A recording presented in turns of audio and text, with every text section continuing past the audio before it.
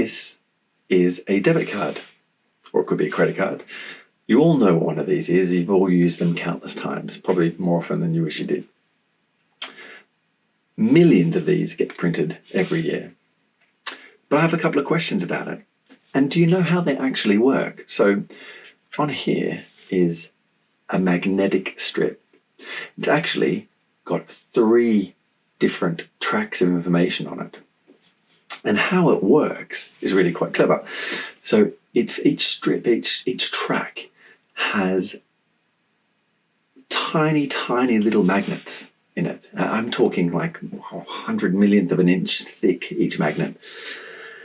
And a magnet can be either a positive or a negative, or it can be a north charge or a south charge, polarization of it. And once you have something that can be either that way or that way, you've got binary code.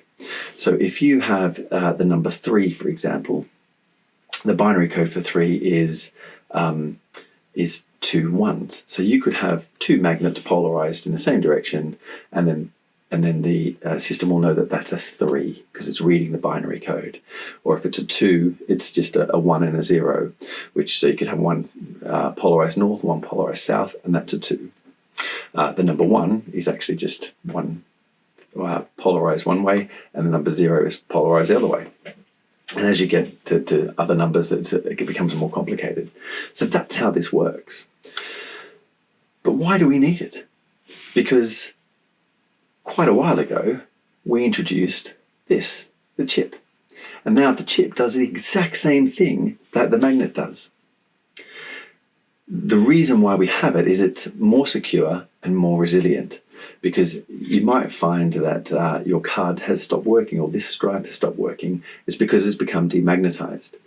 Now, all this stripe does is hold the details of the card. So the long card number, the expiry date, the 3-digit code on the back. And the reason why it was useful is you could swipe it into the machine and the machine would read all that information instantly. You wouldn't have to key it all in. But now we don't need it. We have the chip. Now, some of you might say, well, sometimes the chip doesn't work. And that's true. But you can just key in the details if needed. I mean, I paid a vet's bill the other day, and the vet said to me, can you read me the long card number, please? Can you read me the expiry date? Can you read me the 3-digit code? And he just keyed it all in, and away we go. So how much additional money is being spent in creating cards that still have this magnetic strip that really isn't necessary anymore? I have another question for you. If you're my age or older, you'll know why we emboss the letters. We punch the letters out on these cards. You might remember the old credit card machines where you would put the card in, and then you would put a carbon copied 3 pieces of paper, and then you would run the little roller over it, and it would leave an imprint on the paper, on 3 layers of the paper, and you would keep one and give one to the customer, and I think one was for another purpose. And that's why the embossing was there, because when you ran the roller over it, it made an imprint on paper. We haven't done that. I can't remember the last time I saw anyone use that, because again, you've now got the chip that can tell you the information, or if the chip's not working or is faulty, you can always just punch in the numbers into the point of sale device that you're using.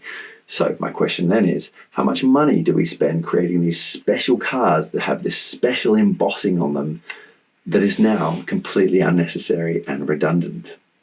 So there's 2 things on your common debit or credit card. Why do we still have a magnetic tape strip on the back? Why do we still emboss cards with this raised lettering? Both of which are going to add to the cost of how much it costs to produce one of these cards. And like I said, we produced millions of these every year. It's food for thought on how you could improve a basic everyday object that we use all the time.